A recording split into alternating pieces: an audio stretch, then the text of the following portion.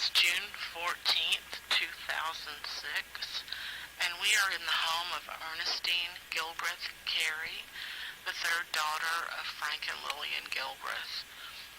The people here at the interview are myself, Sammie Morris, archivist for Purdue University Libraries, Judith Schumaker, the Director of Development for the Purdue University Libraries, and Ernestine Gilberth Carey.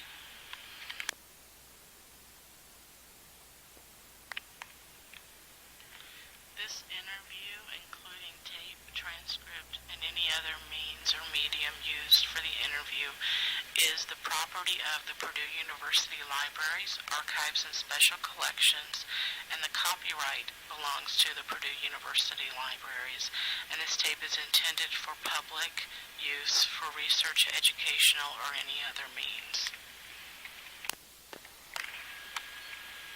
Whoa. And they would bring some sense of prominence to the university and also attract women to come to Purdue because it was so predominantly men. And well, bless them for that, because I felt always when I was there that it was men's school, really. Oh, yeah. Oh, yeah. Okay, Mom, basically what this says is that you give up all rights to the interview. They can use it however they want. That's fine. Okay, what? They can't use it the way we want because we're afraid of commercial stuff. I think we should add that to it, that it's for that's what this says. They can use it any way they want. Well, that's what it says. But that's why we've got to check that with our agent and copyright there before we sign anything. Yeah. And they understand that. Yes. Yeah. Yes. We understand that. Good. Okay. Are we ready to get started? Yes. Okay. Now, some of these questions we already know the answer to, but we want it to be on the official record, so bear with me if I ask you things I already know. For the record, could you give us your full name and when you were born? My full name is Ernestine Muller, M-O-L-L-E-R, Gilbreth Carey, C-A-R-E-Y, and that would be Mrs. Charles E. Carey, C-A-R-E-Y, and I was born on April 5th, 1908. Okay. And were you born in New York? New York City. New York City, okay. When did you go to high school? I went to Montclair High School. When did you graduate from I graduated in 1924, and then I took a postgraduate year after my father died to be home and help. Did you go immediately on to college? No, I took that postgraduate year, and it was very important for my mother and for me. That had a great influence in my life. No. I have to watch the equipment over here. She's happy. You have to crane your neck. Are you comfortable in that chair, I hope? I am. The tape player has jumped off the table. Did you find it all right? I think it's working. Are you listening to this, where I went to school when I was born and so you have it? Yeah. Okay. Okay. Yeah, so what was your major in college? My major was English and economics. My minor was economics. What year did you graduate? I graduated in 1929. And that was from Smith College? Smith College. Okay. What made you choose to go there? My father and mother had a lot of admiration for the fact that their women students and faculty were of the, and that their faculty was geared the way they were toward women. Oh. And I did not want to go there because my sister Ann went there and I wanted to be independent of Ann. But when I got all through, I had visited Ann and visited some of the other schools. I had fallen in love with Smith, and I knew I had to go there. Oh, wow. So Ann is the oldest child? Ann is the oldest child, and Mary came next. She was deceased, and then I came next.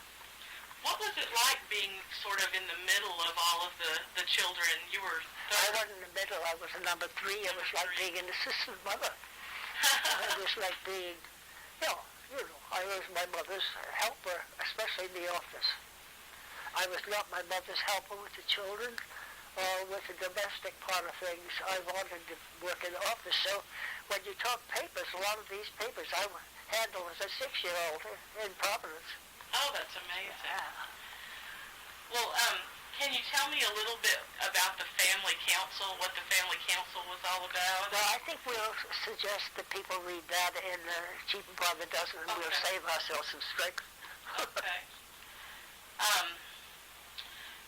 How was conflict handled in your family? If two children disagreed on something, how did your parents work Well, that? very often with the boys it was handled with fists. And also, Dad brought home at one point, I don't think the children know this, but he came back and brought in from Boston wonderful boxing gloves. He taught us all to box. Wow. And I think he felt that this was not very good in the family, but as we girls got older, if we had any trouble with people coming to call, we know how to protect ourselves. Did you ever have to use that? I was one of the prize boxers of the family, but I didn't have to use it on anyone coming to call. No. But we girls learned to be expert boxers. That's wonderful. I don't think my children ever knew that, but the gloves were beautiful. Yeah. And Dad himself taught us the uppercuts and all this stuff. It came in handy. Well, I roamed around New York a lot in my heyday, a lot. And even when my husband died, I would go to New York and wander around and go to the theater and so on and walk back to my hotel, sometimes 8 or 9 bucks. And I was never nervous because I thought, well, I could handle this. That's You know, wonderful. I've been around in very tough circumstances in a great many places and welcomed them. Well, I know you talk about this in Cheaper by the Dozen, but could you give me some examples of how the children helped your parents with motion study? Well, I think if you read the typewriting chapter in Cheaper by the Dozen, Pencil. that will give you the best. And the Dad, in order to work with the typists involved in the contest, worked with his children first. And while he was teaching us, he was also teaching himself so that he knew how to teach these experts who went on to win the international championship for speed typing for Remington. So I don't think there's any other example that is as vivid with me because I won the white typewriter and I love office and office equipment and office everything. And without any question, it came from my early years of working actually as a separate secretary with professional secretaries in that office. They had a little table with my own typewriter that I won, and I was there. Are you still a speed typer to this day? Am I still? Are you still a speed typer? No, I wouldn't say with my failing eyesight that I really am, and my typewriters are old and cranky too. So I would say I'm not. I remember as a kid, she'd be typing unbelievably fast. I think if somebody was hitting me on the head with a pencil, I would type fast too. Well, I have never, as an adult or a writer, been a speed person. As a writer, I'm slow. Well, that's the writing process. You sort of have to be that way, I think. It's a joy. It is. Yeah. What about you and the other children? Did any of you ever resist experiments like that? Were any of the kids not happy about being, having to type or having to do things like with the charts and other things? We welcomed it so much because, first of all, Dad was not there a great deal. Secondly, he was in Europe and places of this type, so he came back with wonderful presents and everything, making it all very glamorous. And this way he was sharing his work with us, and we were so flattered. We were actually flattered that he was doing this, and he was a wonderful showman, and he knew how to handle us. I guess he'd been a pretty lively kid himself. We know he had from all the papers of his childhood. And he was constantly, he knew Mother was a genius, and he thought she was a genius teacher, and he thought we were all geniuses.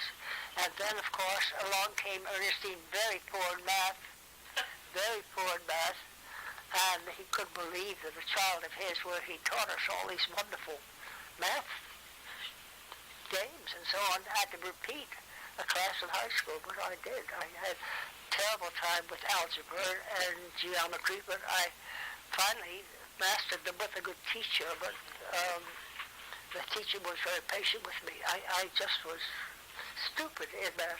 Well, I think it's interesting that you're a writer, though, because I think a lot of really creative people have problems with math, Well, I think that's true of my friend, too. But then, you see, I went on and became a department supply, and I had to be good at that. That's when his math teaching and the mental mathematics in buying pool tables and billiard tables, and which is some of the stuff I bought. I had 3 departments and 2 children. Mm-hmm. So I was...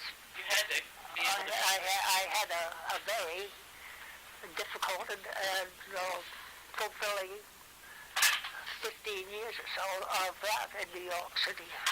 Sounds like that came in handy. And we're working on a book on that right now, trying to finish it up. Did people in the communities where you lived, how did they regard your parents? Did they... They thought they were crazy. Most of them thought they were crazy. What you want there? The tapes? More tapes? Do you look in the 3rd or 4th drawer? Or maybe it's the bottom. Okay. Or maybe the bottom. Let me think for a minute. I think it's the bottom drawer. Okay, dear, we can go on. Okay. What about My parents were very generous with their time. They had always some of our friends and some other young people in the community were over there trying to figure out what it would be like to be engineers. My parents just attracted other people and treated them like they're an extended family. Does that help? It does. I was sort of fascinated when I was reading one of the books on your parents recently, and it talked about how there was sort of a conflict between the engineers who believed in the stopwatch and the engineers who believed in the micromotion study. So I was curious about whether, the colleagues of your parents ever, discussed those things with them, or... Well, I don't know how much you've read about the big fracas in 1921 between Gilbreth and Taylor, where Taylor took credit for the Gilbreth work, and Dad and Mother had to stand up professionally and tell them that was not the right thing to do. And at that point, they had a lot of engineers, I'm sure, that said, why don't you just keep peace? It would have been very stupid for them to keep peace, because Taylor still today gets some credit. I have books there where he is getting credit for the Gilbreth work, and it's a sin. And that's one thing Perkins corrected. He wrote the New York Times on a review or some book that came out and said, you've got this mixed up again, you're giving Taylor credit for motion study. Taylor was time study, but he wasn't motion study.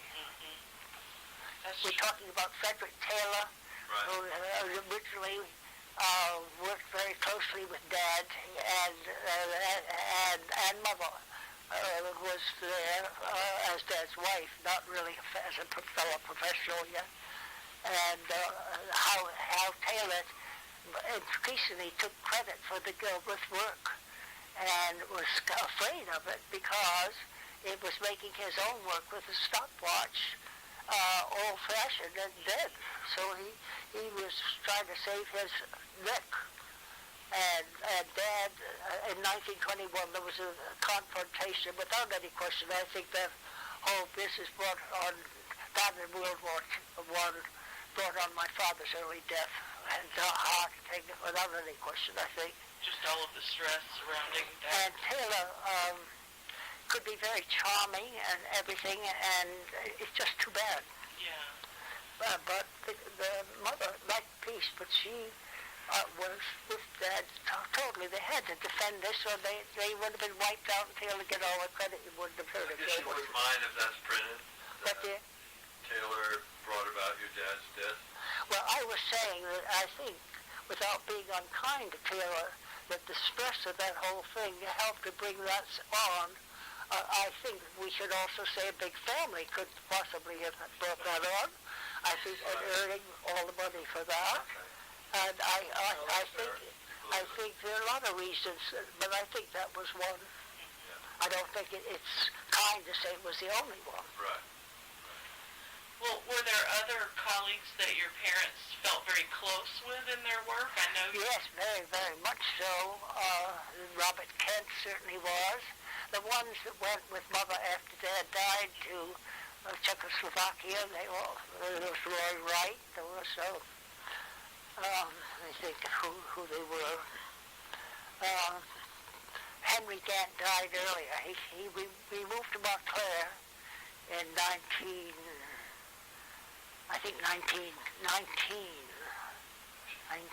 yes, because Grandma Gilbert died in Montclair. About 1919, to be near the Gants and other people like that, and then Gant himself died, which was a great blow, I think, to everybody. We loved him and his wife Mary. But our house was filled with his fellow engineers all the time. I sort of got the feeling that your father had been involved with Taylor and his group early on. Yes, he was early on. I think he got his whole inspiration from Taylor. Then he got others to form the Taylor Society, if you recall that whole thing. And then it was a surprise to him when suddenly he felt betrayed. Yeah, I imagine so. And I think it surprised Taylor that he had the guts to fight him, which he did. No, I think that's good that he stood up for himself. And Mother had that fight thereafter. And Dean Potter, I think that's one reason Dean Potter loved my mother so much, That Potter family, the entire family, Mrs. Potter and Helen Potter, who was in the faculty, she was a very dear friend of mine. And every time I come to Purdue, I'd see Helen. And we were like sisters, actually. And Mother would have Helen play the piano, and Helen would cook a special supper at their house. I can't tell you how close the Potters were to the Gilbreths. I believe that. I've read some things that Potter has written about Lillian. Well, Helen took me to see him in his last days, and he was still the dean, walking like the dean and so on, but his mind had gone. She never should have taken me there. It just broke my heart. But anyhow, I think she knew that we loved each other, and I think she thought that she was doing me a kindness, and perhaps she was. Well, how did your parents discipline you children whenever you were too rowdy or out of hand? Well, that, again, I refer you back to Chief Mother Dozen, and that Dad was very tough in discipline, and Mother had no discipline at all for us.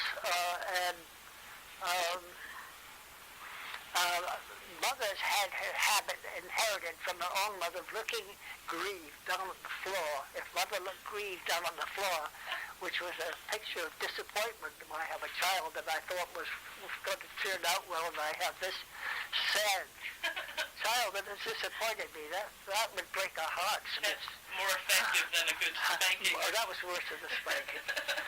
But Mother had patience and love, and my father had no patience. Lots of love, but a lot of things he did were not particularly wise. And I think that his mother was constantly scolding him, before us. We thought that was wonderful. Wow. She would scold him as if he was a small boy. And to see her scold him, and he'd be like a little boy with it, that was the joy of the world. That's funny. Now, didn't his mother live with you all for a time? Yes, she lived throughout. From the day Mother was married until the day Grandma died, she lived. My father had been raised by the mother and the mother's sister. And he had two older sisters.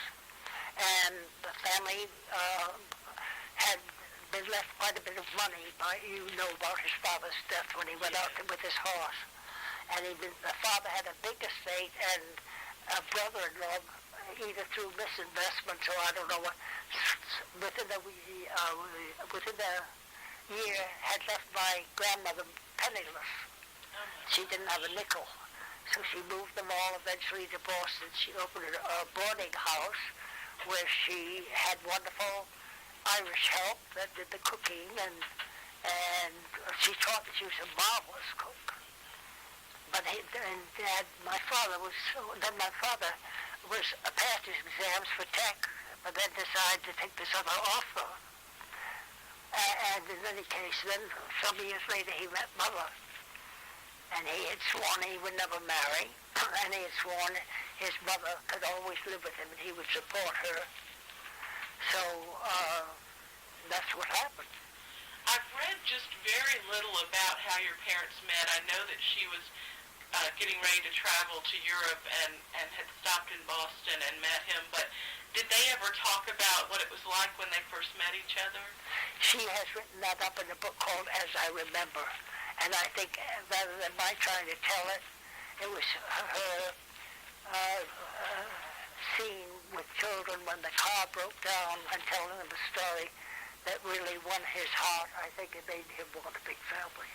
I do remember reading that. I just was wondering if... Where it's in the book, I'm just going to say my time. Okay. That sounds like an efficiency expert opinion. Let's see. Okay, I won't ask you that one either. Are you having as much fun as I am? I am enjoying it very much. Thank you. I was sort of curious about your mother. Her real interests, it seemed to me, before she met your father were literature, and she was writing some poetry and some song lyrics. She got a master's in a very, very academic subject. Yes, yes. What do you think might have happened with her if your parents had never met? Do you think she would have gone on to become a writer or a teacher? I think she would have been a dean of a college. I thought that was sort of what she had. I think she would be a dean of a very top college. Mm-hmm. I think Stanford might have gotten her in there. She could have gone anyplace. She's very ambitious, and she was very tied up. I think she was fed up probably with the confinements of her set up with German parents in California. I think she wasn't strong. When I knew her, she would never speak out. I never heard her yell when she'd come visit. Never. She was so quiet and loving and peaceful. That's what I remember about Grandview. But she had it down deep. She had this toughness, I think. So it was different from today where people just, speak out whatever is on their mind. But she never, I never remember her, but maybe she did. I don't know. You'd have to answer that, Mom. Was she always as quiet and kind as she seemed to us? Was she always as that?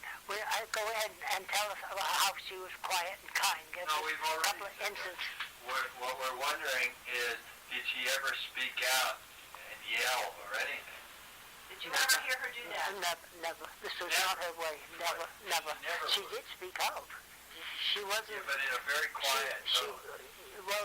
She is known. There are several stories about her that are in either Smith or Purdue that tell about a couple of men that were arguing in a big engineering meeting, and Mother stood up between them and said, "Really, boys, you must stop this." And that was about her limit. Then she told them why. No, I know, but I mean, that's the way she was. She never lost her temper. She never lost her temper. Oh no, she just was kindness, but she also. Mom was like this too as a mother. I mean, she would tell Charles, "You're grounded until further notice," but she would say it quiet. I don't ever remember Mom yelling at us or anything ever. Always spoke quietly. angry or whatever, it was always a quiet tone of voice. It's very much a refined upbringing for ladies, I think, to sort of have a quiet strength in that way.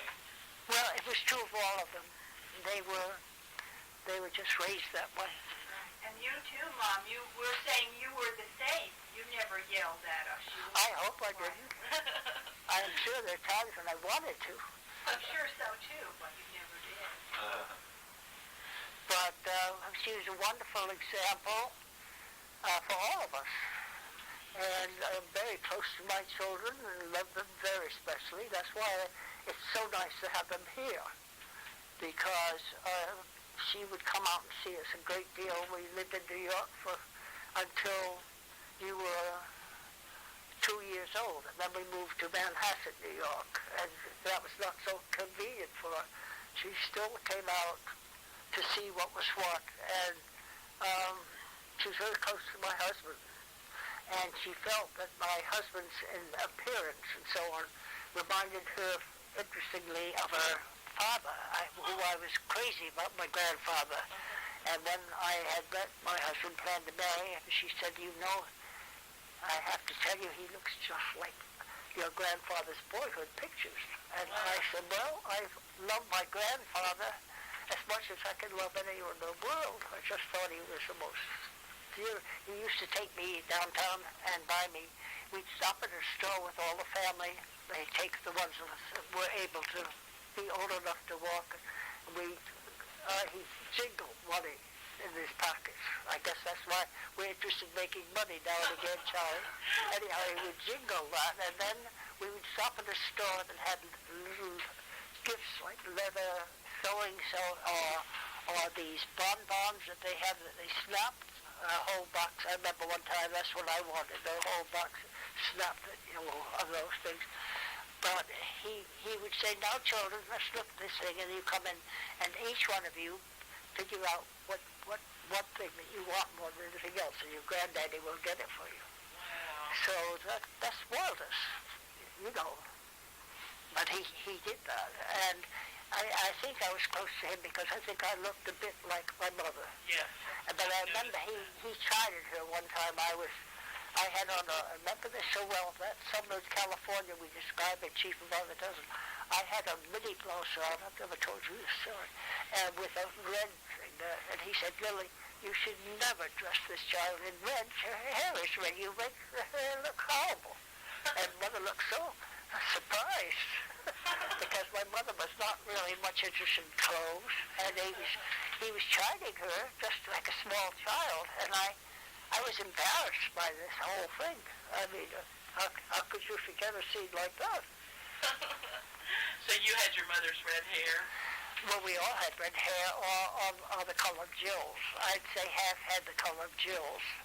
And some of us, I had the darkest hair, and it was the kind of a darker red. Martha had the beautiful hair, and everybody wished we had Martha's hair. Hers was kind of curly, wasn't it? What dear? Well, wasn't hers kind of curly? It was auburn, and it was curly, and it was thick, and it was alive, and it was, people just couldn't stop wanting to touch it. Well, have you ever seen any of the poems or song lyrics that your mother wrote? Oh, yeah, I've seen them in the Purdue collection. I wonder You've got them all there. I haven't come across them, but I have. My Sierras is one on that one. That she wrote several to my father. Oh, how They're there. Well, that's some of the most precious stuff you have. Now, that's been used in some of the books. really? Lancaster used it, and some, and I had wondered if those were from the Smith collection, but yeah, and then I have some other books there if you want to see where they are, but the originals are all, you've got some wonderful stuff there. I can't wait to just go through the entire collection. I was so frustrated just to say, and just have about an hour there, a week there, because you only had 5 days a week at that point, and I'd moved some stuff in the hotel, but it didn't help me. But then there was entertaining. A lot of it. Dean Amrine wanted to take me out, and Dean Potter wanted to take me out, and this, that, and the other thing. So this took me from my work, Yes. where I had to do it. I hate to interrupt. Could we You need break to go. now? Yeah, I'll You stop. guys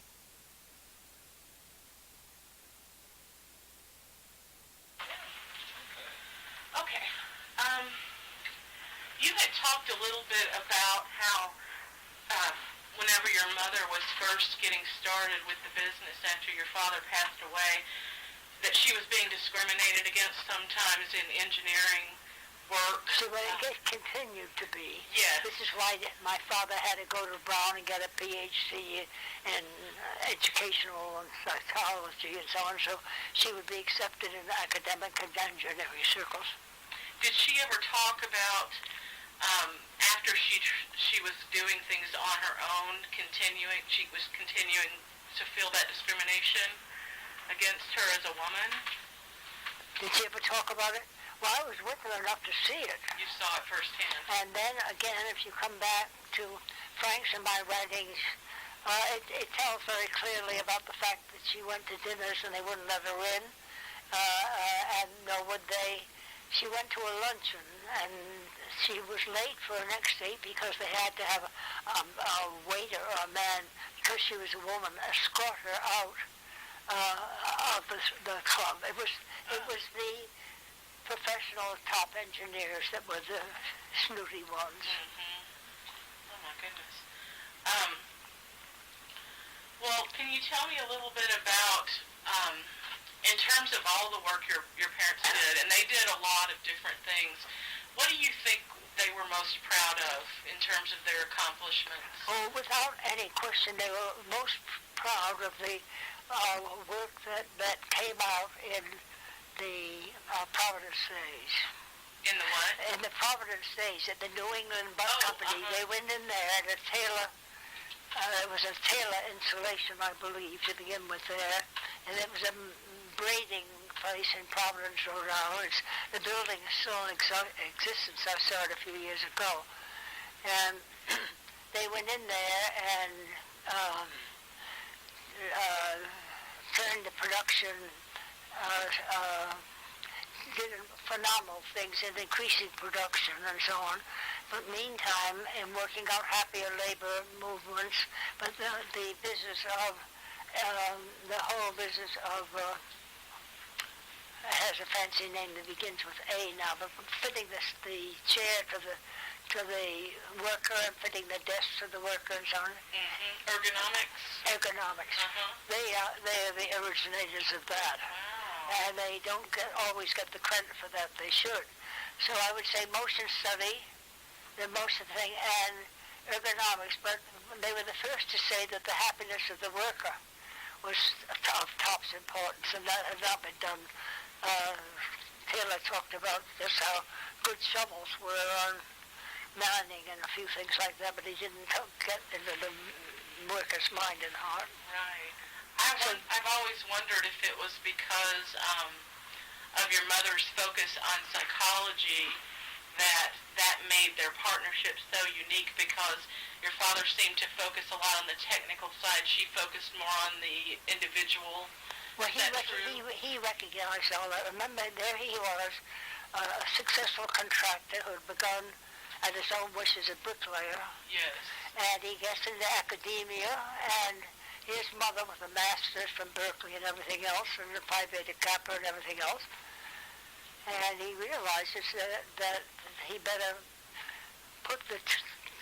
encourage the two brains to supplement each other, which is what he did. A lot of the ingenious ideas as to pushing ahead were his, but she's the one that made him work. She's the one that she really, each day she did about a 6-person job, quite apart from everything else. She had her mother-in-law to keep an eye on. She wasn't very well. She had Irish temperamental help there in the kitchen. She had us, her babies coming. She was always pregnant. And then he would say, I worry about you because I think you look thin. I think you look over work. Then they give her about 10 days work to do in about 1 day additional. So he might have been worried, but he still dumped the work. How did she do all of that? Did she ever sleep? She came from very sturdy, long-lived, fine German stock. There's no question about it. Her grandfather had been a farmer there, and he came over and had learned his trade as a shoemaker and got involved in real estate, and he made a fortune in real estate. And so he became one of the wealthiest men in California, I suppose. By the time my mother died, all the money had been given to the children, and there was none left. So they were never, our mother knew how to handle money, but the others never did.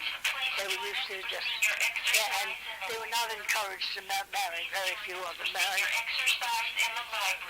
This is what drives me wild. I'm trying to write, and this voice, which happens to come from one of my dearest friends, but it has to do with, come down, you have exercises, come and do this, and it bothers me to death. I don't know what to do about it. You can't turn it off? No. Oh, that's terrible. Terrible, we all know. Oh,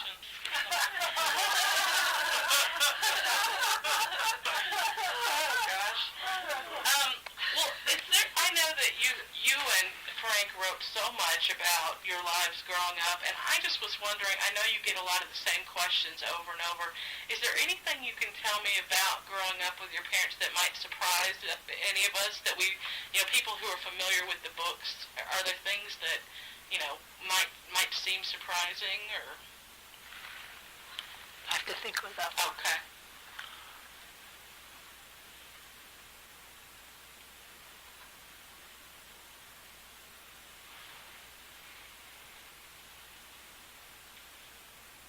Well, I think one of the things that might surprise that anyone that reads his mother's biography understands that she was a very shy girl, had trouble socially, and when she went to college had to fight to do that, and still with her family had trouble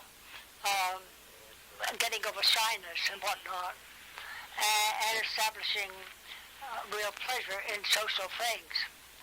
And the thing that surprises me is that when we girls came along, where some of the other mothers were helping them begin this business of dating and all of that stuff, and helping them get particularly pretty clothes for dances and so on.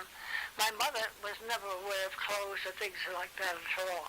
That might surprise people, because as children, we wanted her to be like other mothers. And the stories that we tell about her girlhood, where she wear her hats backward, and they said, well, put a cross in the thing that belongs on the front of the hat, in the back, was true that as a mother, I'm sure that we must look clumsily dressed.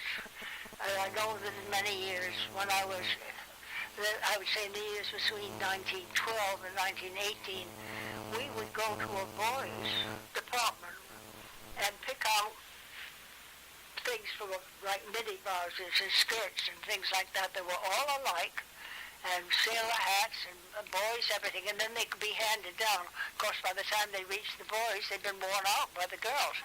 But therefore, we looked very tailored, but not very attractive, I have to say.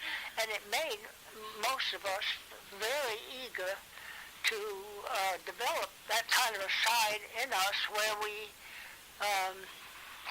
as grown women, kept up with fashion and kept up with, and I found in department stores you didn't have any choice. You had to be leading in fashion. You had to wear hats, you had to wear high school, you had to wear high heel shoes, and if you didn't, you'd get fired because you were a representative of the fact that they had attractive buyers and so on there. So I think that might surprise people that mother, having gone through the embarrassment of this herself, wasn't, either she didn't have time, which might have been the whole thing, or her natural instincts, which had made her blind to this, wearing hats herself, made her also blind to the fact that we children wanted to look a little bit more individually attractively dressed, let's put it that way, instead of looking like an orphanage. Did she always wear black? Did Grandeur always wear black? No, my dad loved her in black the best, so that's why she wore it. But also on trips and so on, black, as we all know, is easier to handle on a trip than other colors. It doesn't seem to wrinkle so badly, and you seem to wear it more times, I think. But she so often did wear black when you saw her, and that's because she traveled so much it was more practical. It was probably flattering with her hair color, too. Yes, it was. Well, do you think that is one of the reasons you went into buying in retail, because you were attracted to fashion? Without any question. That's interesting. Without any question. And we were encouraged to sew and design clothes and so on. Dad would not give us any real money for finished clothes, but if we made them ourselves, then I made all kinds of things, which were kind of bizarre. But anyhow, that's what I did. So, I love that. I still do. Well, how did the idea for writing Cheaper by the Dozen come about? Oh, we've known from the time we were telling stories to our fellow schoolmates, and they were convulsed with laughter that they were timeless, and that we just knew that from the time we were born almost. Did you and Frank always assume that you would be the two to write that? Did you and Frank always assume that you would be the two to tell the story? No, we stepped up, as I said in Teddy's article. We had been in various projects before. We were in one where we used an empty room in our Providence house where most of the study was developed in that house, where we had a calendar and gift card business and this and that and the other thing that we sold to people of the household, and had Billy deliver it. And it was that place where Dad came back with pictures of his engineers and himself with the Prince of Wales and the King and Queen visiting.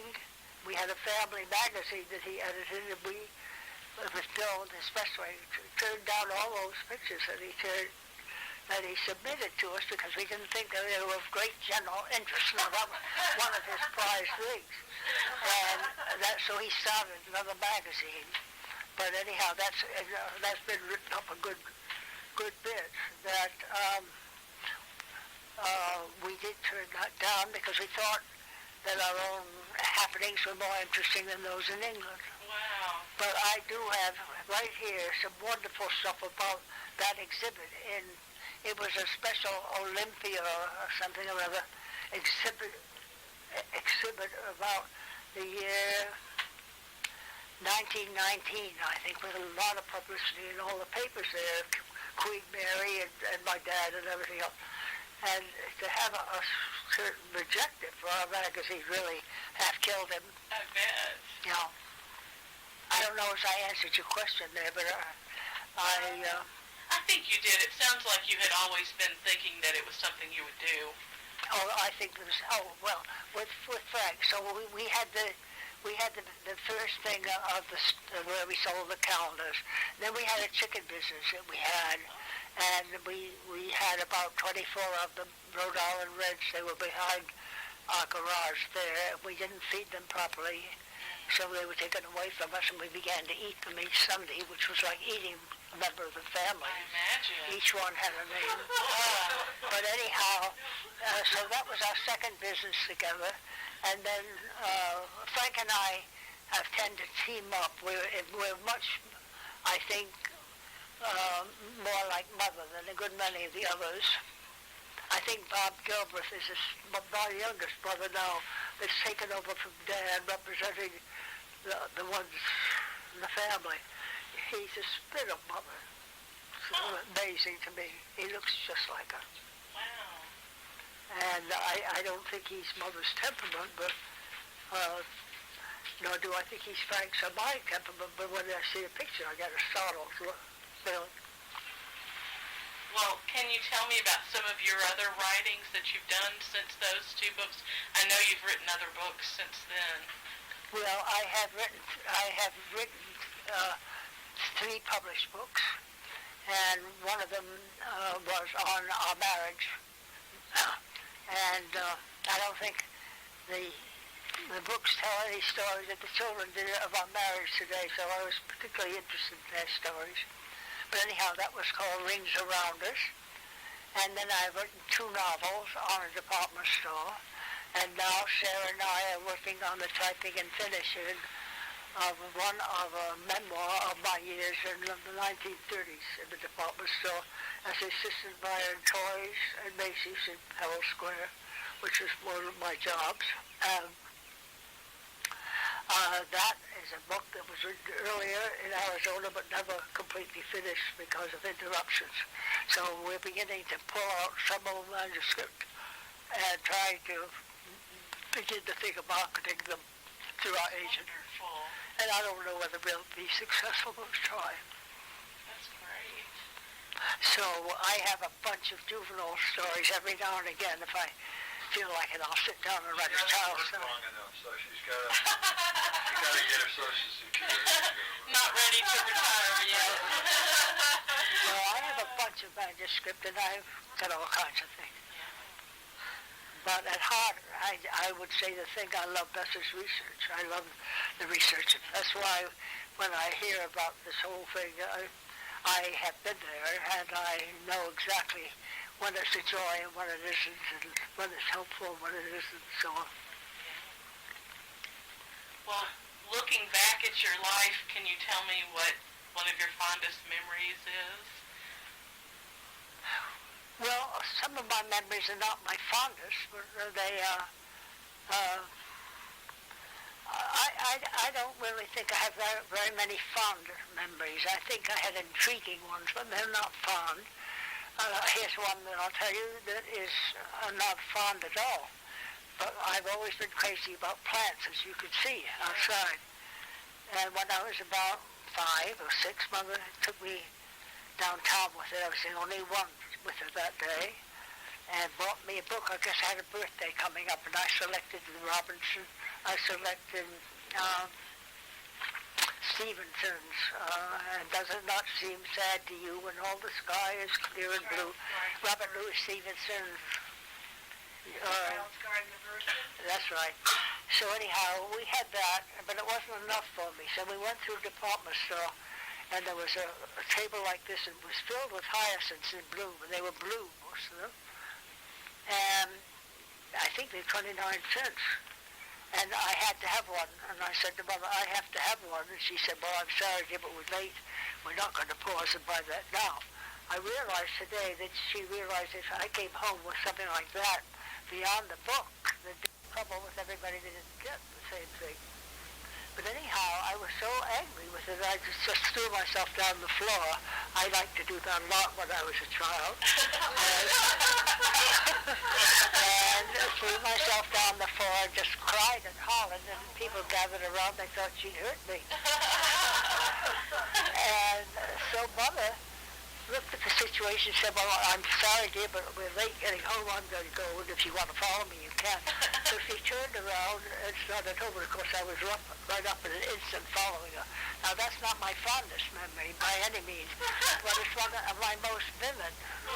And then I have another one about my grandmother, and these are not in our books, but they will be in memorandums, I hope, someday here.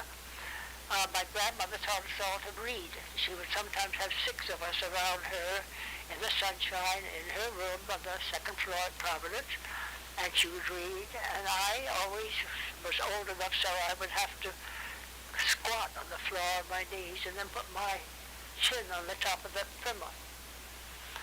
And so then it came time for me to go to kindergarten, and where these other children didn't have the skill, I had announced right away fast that I could read. So the teacher said, well, that's just lovely, Ernestine. Why don't you get up here and read to us then? So I welcomed that. I evidently thought I was great. So So she handed me the book, and I couldn't read a thing. So I just broke down and cried all over the thing. And then I took the book and turned it upside down, and I read fine. And it was because my chin had been on the book. This way I had learned to read upside down. So my grandmother was a teacher, and she said, this child is never going to enjoy reading. She's always going to be slow in method and writing and everything else because of this. And my father said, well, you were a trained teacher. You taught in Maine for many years. You shouldn't have let that happen. He teased her terribly about it. Well, she said, we're going to see a limping child on this subject. Didn't hurt me at all. Wow. And today, in my New York years, I could read the newspaper. Other people would be reading newspapers. You look down, read the newspaper, find one's upside down. So, I still can. And I can do some writing upside down. So, Oh my gosh. so that isn't one of my fondest memories at all. But it's just one of the first ones. Well, about how old were you whenever you went with your mother to and saw the blue hyacinths and everything? How old were you then? Do you remember? What color? How old were you whenever you went with your Mother? mother? Well, I was at different ages. I think that, first of all, when I would fall in love with something, I had to have a desk. I didn't like the one. And I was half sick until we got that desk. So I had a special trip with Mother to get the desk, and she got it early and then gave it to me for my birthday. But she had it tucked away and supposedly hidden until my birthday, but I knew where it was, and I would just go in and look at it every day. But she would usually take you at a time when you really needed to be, or at a time where I think she had to get away from the household. She took me one day, I recall, to church very impulsively, and I think the whole household probably had, for a moment, was just too much. But she would tend, if things were too much for her, she would always tend to grab me by the arm. I think I reminded her of our own childhood. And my father would take Frank where things were often too much for him. He would point the hat on Frank and he'd say, come on, he called him Franco, come on, Franco, let's get out of here. I remember that. Where they went, I don't know. But I do remember going to church with Mother and feeling that something was wrong. And that church was going to straighten it out. Congregational church. Does that answer? That's interesting. Yeah.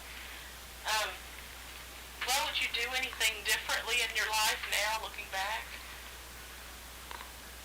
Oh, I probably could have done 99,000 things differently. It just happened that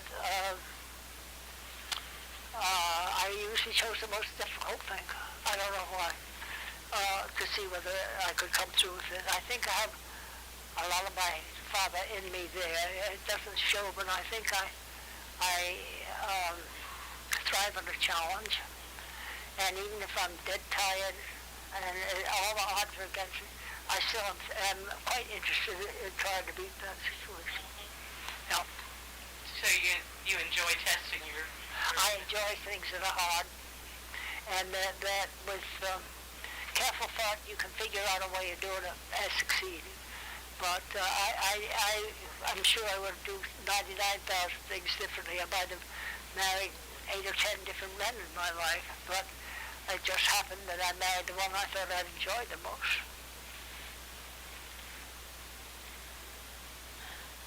Well, if you could leave future generations with one thought or one impression of your life or your parents' lives, what would it be?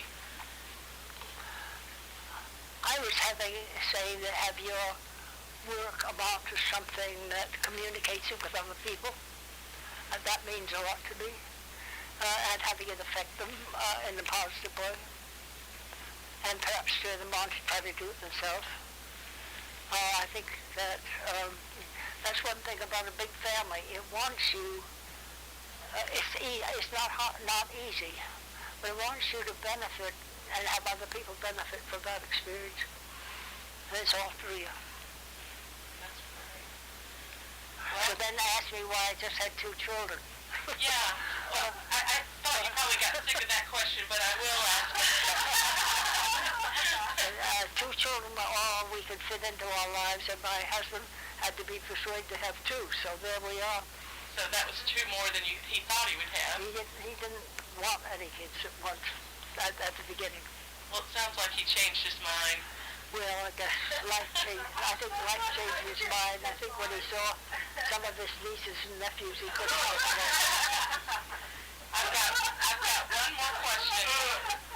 I've just got one more question for you.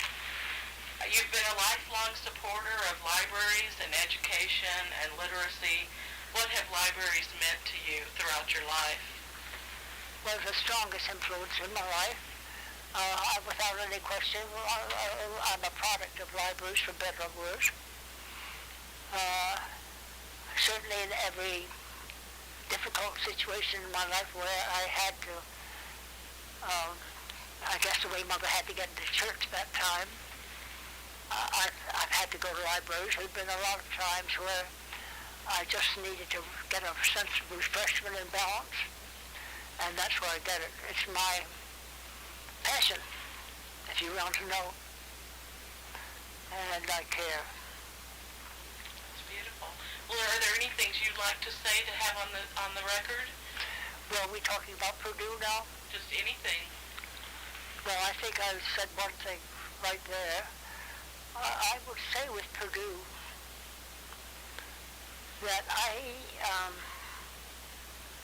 carry with me today, as you talk to me, I'm not a graduate of Purdue, but because of the family relationship, I just literally have a love affair with Purdue. There's no question about that. At the same time, as often as with a person you love, you can be critical of them, and I have had some quiet criticisms of them, and some of them have come up in our conversation today, and I'm thrilled that Purdue is aware of this problem and is finding ways of solving it today, and that being here today, you're going to try to see how we can fit into that picture of helping you. Well, that makes me happy. Is that excellent? It does. Thank you Okay. so much for Well, letting me interview you. No, well, you do. Your questions are good, dear. They made me think. Well, I enjoyed it very much. Oh, I too.